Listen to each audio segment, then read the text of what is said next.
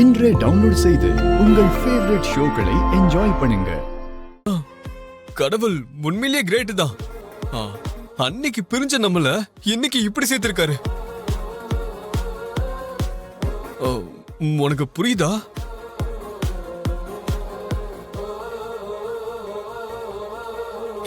இந்த கைதானே எனக்கு காப்பாத்தினது. கொஞ்சம்